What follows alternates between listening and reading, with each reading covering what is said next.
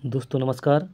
आज की वीडियो में हम पावर फैक्टर को पढ़ेंगे कि पावर फैक्टर कैसे काम करता है और लोड के अकॉर्डिंग कैसे ये बिहेव करता है। आज हम 3 टाइप के जो लोड होते हैं सबसे पहले देखेंगे। टाइप्स ऑफ लोड जो होते हैं, पहला होता है रजिस्टिव लोड, दूसरा होता है इंडक्टिव लोड और तीसरा होता है कैपेसिटिव लोड। सबसे पहले हम रजिस्टिव लोड के बारे में जानेंगे कि क्या होता है रजिस्टिव लोड। रजिस्टिव लोड में क्या होता है कि वोल्टेज और करंट, जो वोल्टेज और करंट जो होते हैं ये एक ही फेज में काम करते हैं। यहाँ पर देखिए लिखा भी हुआ है current in phase with voltage. अब इसके बाद जो देखते हैं इंडक्टिव लोड में क्या होता है, current lagging voltage bye 90 degree. ये देखिए ये आपका करंट लैग कर रहा है विथ रिस्पेक्ट टू वोल्टेज के 90 डिग्री।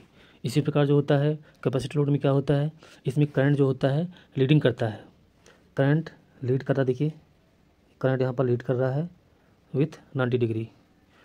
अब देखिए पावर फैक्टर के बारे में हम पढ़ेंगे। What is power factor, why power factor is important, why improve power factor, what is the power factor of various load and what is the origin of power factor. ये सब के बारे में हम जानेंगे और इसको कैसे इम्प्रूव कर सकते हैं पावर फैक्टर को सर्किट में, इसके बारे में भी हम आगे पढ़ेंगे। चलिए आगे देखते हैं।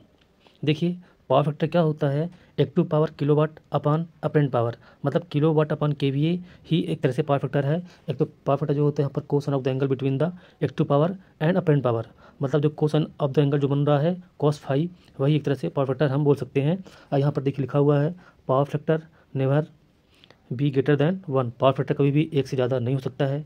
इसका मतलब क्या होता है कि जैसे हम कॉस फाई जीरो का वैल्यू यदि ट्रिग्नोमेट्री चार्ट में देखेंगे तो उसका वैल्यू मैक्सिमम एक ही आएगा, इससे ज़्यादा नहीं आएगा। इसी प्रकार देखिए power factor at best can be equal to 1। इसका मतलब क्या होता है कि पावर फैक्टर यदि 0.99 के आसपास है, फिर एक है, यूनिटी पावर फैक्टर है, तो इसको एक बेस्ट पावर फैक्टर हम लोग मान सकते हैं सर्किट में। Usually power factor is always lag. अक्सर हम देखते हैं कि पावर फैक्टर 0.8, 0.7, 0.9 ऐसे करके अपने सर्किट में, या फिर जब भी हम ग्रिड से पावर इंपोर्ट करते हैं तो अक्सर पावर फैक्टर लैग करता है। तो ये इसका मतलब यही होता है कि ऑलवेज हम देखते हैं कि पावर फैक्टर हमेशा सर्किट में लैग करता है। ठीक है। Some time power factor can be lead capacitive, मतलब जो लोड यदि मान लीजिए पावर फैक्टर -0.99 -0.8 हो गया, तो उसका मतलब क्या होता है कि कैपेसिटर अपना काम कर रहा है और एक तरह से ये कैपेसिटिव लोड इसको बोल सकते हैं। Some time power factor can be lead, कभी पावर फैक्टर लीड करता है, इसमें ये लिखा हुआ है, मतलब आपका करंट ज़्यादा होगा वोल्टेज कम होगा। अब आगे देखते हैं origin of low power factor, मतलब लो पावर फैक्टर का कारण क्या होता है। इसमें देखिए लिखा हुआ है कि electrical equipment need reactive power. जो इलेक्ट्रिकल इक्विपमेंट होते हैं, जैसे मोटर हो गया, जो भी इक्विपमेंट है उनको रिएक्टिव पावर का रिक्वायरमेंट रहता है। Inductive load draw reactive power, मतलब जो इंडक्टिव लोड होते हैं वो रिएक्टिव पावर को ड्रा करते हैं। जैसे देखिए आपका phase difference between the current end voltage, मतलब अक्सर हम देखे होंगे सर्किट में कि फेज और मतलब जो करंट एंड वोल्टेज होते हैं एक ही फेज में होते हैं, तो एक तरह से वो अच्छा पावर फैक्टर माना जाता है। उसमें आपका यूनिटी पावर फैक्टर अपन बोल सकते हैं। देखिए reactive power to maintain magnetic field motor non linear load case draw KVA. आगे समझेंगे power factor improvement concept, reactive power flow analogy आगे समझेंगे। देखिए यहाँ पर हम समझते हैं। देखिए ये आपका वोल्टेज हुआ, ये जो वोल्टेज ये आपका करंट हुआ, तो वो देखिए वोल्टेज ये ज़्यादा है, करंट ये कम है, तो ये एक तरह से इंडक्टिव लोड यहाँ पर शो कर रहा है। ठीक है, तो ये एक तरह से आपका इंडक्टिव लोड आपके यहाँ पर देखिए, जब भी हम वेव फॉर्म देखेंगे एसी सर्किट का, यहाँ पर देखिए वोल्टेज ज़्यादा है और करंट यहाँ पर कम, मतलब करंट पीछे है, वोल्टेज आगे है, करंट पीछे है। ये आपका इंडक्टिव लोड यहाँ पर देखिए लिखा हुआ है। इसका मतलब यही होता है। अब देखिए यहाँ पर जो दिया हुआ है एक तरह से ये आपका यूनिटी पावर फैक्टर है। देखिए यहाँ पर voltage and current same phase में है, तो अपन इसको ऐसे समझेंगे, ये आपका जो वोल्टेज एंड करंट यदि सेम फेज में होंगे तो ये आपका एक तरह से यूनिटी पावर फैक्टर को डिनोट करेगा। अब थोड़ा आगे समझेंगे इसका जो एंगल कैसे बनता है, कैसे इसको समझेंगे। देखिए ये देखिए पी के किलोवाट जो लिखा हुआ है एक्टिव पावर है, आपका अपेरेंट पावर केवीए हुआ, आपका रिएक्टिव पावर हुआ। तो यहाँ पर देख सकते हैं कि यदि आपका केवीआर कम हो रहा है तो आपका ऑटोमेटिक केवी यहाँ पर डाउन होगा। ठीक है, तो यहाँ पर फार्मूला भी दिया हुआ है किलोवाट अपन के वी स्क्वायर प्लस के वी आर, तो पी एफ बराबर किलोवाट अपन के वी कॉस फाई पे लिखा फार्मूला दिया हुआ है। एक मिनट, फार्मूला यहाँ पर दिया हुआ है। इसी प्रकार Q C P 10 phi 1 10 phi 2 cos phi initial power, and ये देखिए आपका इनिशियल पावर हुआ, ये आपका इनिशियल पावर हुआ, ये आपका फाइनल पावर हुआ। ये देखिए तो एक तरह से हम बोल सकते हैं कि पावर फैक्टर में यदि आपका KVR कम होगा, ये KVR यदि कम होगा तो अपना KVA यहाँ पर घटेगा, कम होगा। ये देखिए आगे इसका एक सर्किट डायग्राम का जो है आगे एक तरह से यहाँ समझाया गया है। ये देख सकते हैं एक्टिव पावर यहाँ हुआ, एक्टिव पावर ये वोल्टेज ये हुआ, रिएक्टिव पावर ये हुआ। दोस्तों हम एक एग्जांपल से समझते हैं पीएफ के बारे में। Reduction in KVA demand. मान लीजिए आपका लोड यदि 900 किलोवाट है और एग्जिस्टिंग पीएफ मान लीजिए आपका 0.6 है और डिजायर्ड पीएफ आपका 0.92 है, तो केवीए में क्या डिफरेंस आएगा? cos फाई बराबर होता है kilowatt upon KVA.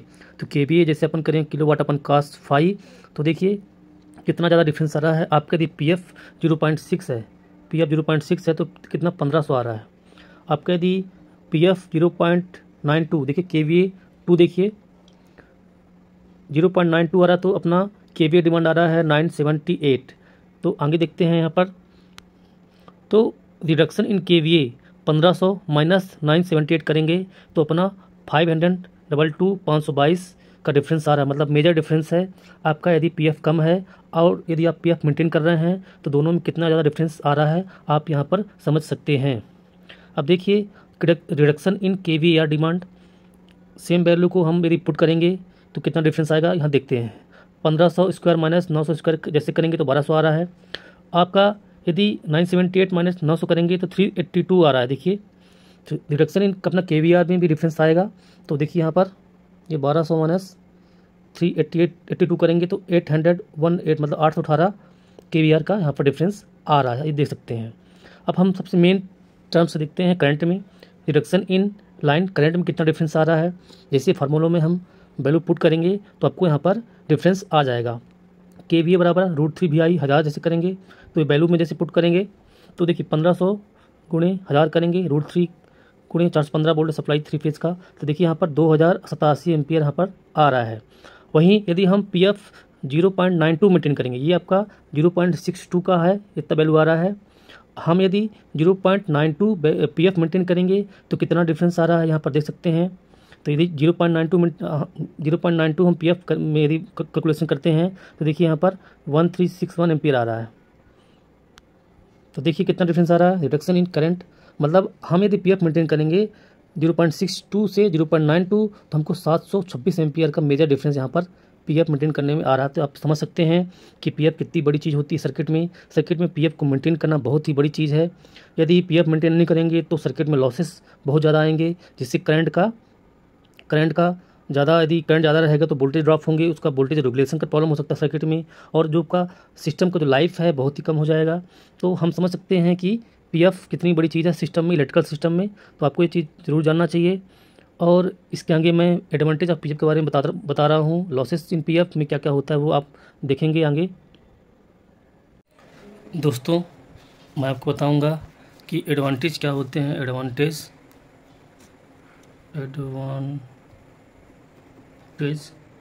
Of power factor.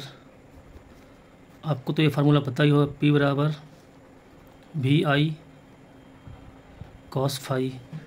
तो देखिए करंट इधर आएगा, पावर उधर जाएगा, तो क्या होगा V cos फाई।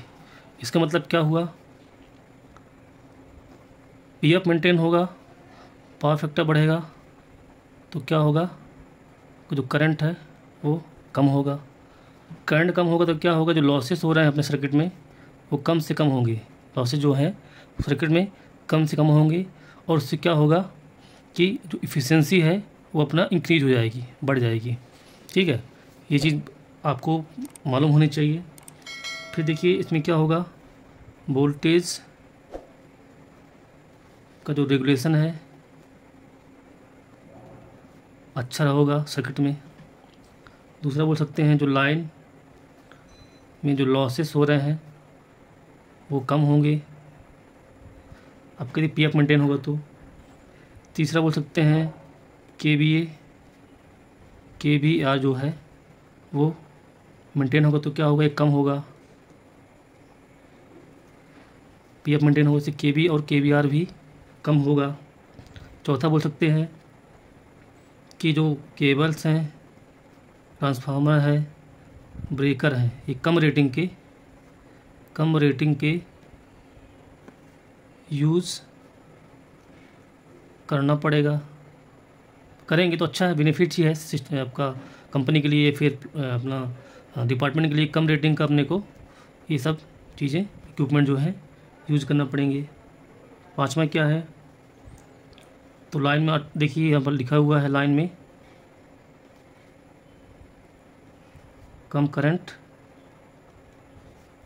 फ्लो होगा, पीएफ मेंटेन होगा तो। ठीक है, समझ गए। देखिए हम समझते हैं लॉसेस इन पीएफ। ये मान लीजिए सर्किट है, इसमें क्या क्या लॉसेस हो सकते हैं, ये लोड है मान लीजिए। ठीक है, तो सर्किट में क्या क्या लॉसेस हो सकते हैं। पहला बोल सकते हैं कि करंट ज़्यादा लेगा तो क्या है कि वोल्टेज ड्रॉप होंगे। वोल्टेज ड्रॉप होंगे तो क्या है कि टर्मिनल में क्या है, वोल्टेज कम हो जाएगा। दूसरा बोल सकते हैं कि करंट ज़्यादा होगा तो क्या है कि सर्किट में जो करंट फ्लो हो रहा है उससे क्या है कि लॉसेस, सिस्टम को जो है इक्विपमेंट के लॉसेस ज़्यादा होंगे, जिससे क्या इसकी एफिशिएंसी जो है कम हो जाएगी। तीसरा बोल सकते हैं कि जो अपना इक्विपमेंट है, मोटर, ट्रांसफार्मर, ठीक है, ब्रेकर, जो भी इक्विपमेंट, इलेक्ट्रिकल इक्विपमेंट हैं, उसमें क्या होगा कि जो उनकी लाइफ है, लाइफ कम हो जाएगी। बोल सकते हैं कि ये 3-4 चीज़ें आपको याद रखना है यदि पीएफ अपन मेंटेन नहीं हो रहा तो। ठीक है, तो ये सब चीज़ें आप आसानी से समझ सकते हैं, और मैं आपको और भी नए अच्छे वीडियो बना के दूंगा। मेरे चैनल को सब्सक्राइब करिए, लाइक करिए। Thank you.